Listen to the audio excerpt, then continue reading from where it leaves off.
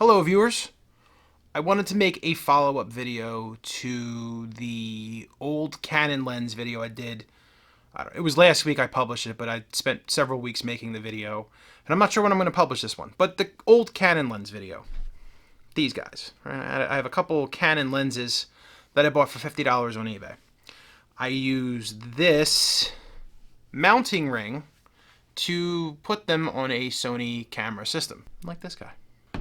See, I got props today, and my tripod is on the camera, so look, it's shaky. I'm sorry that it's shaky. The mounting ring is a K&F concept, FD to E, Sony E adapter ring. Like $35 or $37 or something like that. I was using this camera. I made the video and I took the camera to the woods. There's a nature preserve near my house, and I took it out and I took pictures, and everything was super overexposed, and I knew everything was super overexposed when I was taking the picture.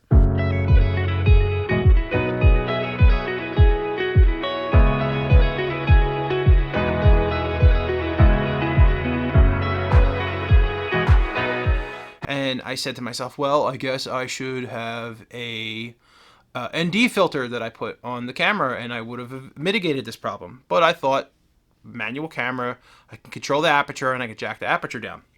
Well, guess what? I wasn't wrong, but the aperture on this camera locks. So if you don't put the ring on the right way, there's a little pin right here that you have to get a screwdriver, and you have to pop it open, and then you have to shift the gears inside of here. And again, this whole thing is really gnarly. So you can pop that out, and then you can control the aperture. You can do this. But this particular mounting ring also comes with a feature that will prevent the need to do that. So spend the extra $15 if you can to do this lock. I don't know, there's a lock feature here.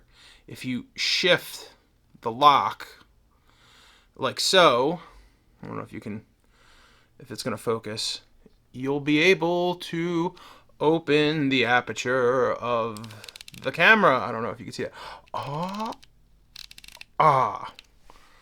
Yeah. So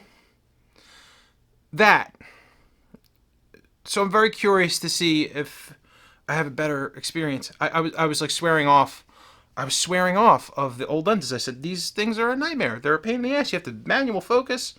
You have to do all this extra stuff. But if you have a converter ring that has this locking feature, it pops the thing out, whatever the hell the pin is, and it lets you actually control the aperture. So I'm really curious to see what would happen if I had the ability. I thought I was changing the aperture the whole time and nothing was happening. I'm like, man, it must be really bright outside. I really need an ND ring, which by the way, I did buy. Again, this is a $50 lens. The 40-year-old $50 lens that I bought on eBay, and that particular one, the 35 got the shit beat out of it. The 50 millimeter is a little bit better, but the 35, but it works. It does work. I bought an ND filter for it too. It was $10. I didn't buy a variable ND filter. All right, so it's a little pair of sunglasses for the camera when you take it outside, so you don't have overexposed pictures. The pictures were really bad last week. I tweaked a couple of them in Photoshop. They still sucked. The only pictures that turned out halfway decent were the ones that were like in the shadows because I was in the woods. Everything else was way overexposed. I thought I was doing something wrong. Technically, I did something wrong. It just wasn't the thing that I thought I did. How about that? I have every intention of going out and taking a couple more pictures with the ND filter and with a camera that actually has aperture controls to manage the light that comes in, especially for taking pictures. The ND filter is really for video, so you can manage the shutter speed and whatever the formula is for the rate of the light versus the shutter speed versus the frames that you're taking. You really shouldn't have to do that with a picture because you could just jack the aperture down. You don't have to worry about funky movement. After I walked out of the woods last week, I said, man, these pictures are all terrible. I don't know what the hell I'm doing. I thought I could just jack the aperture down and control the light. I wasn't wrong, but old lenses, they're quirky. I just wanted to do a follow-up video to make sure people understood that these old lenses, they do lock the aperture. Apparently, if they're locked, they lock at like 5.6. Just an FYI. But they do lock. You have to make sure that the aperture ring unlocks and that the blades unlock and that it's actually working. And I didn't. I should have held the camera up and moved it like I did before. I should have checked that, but I didn't because I wasn't thinking.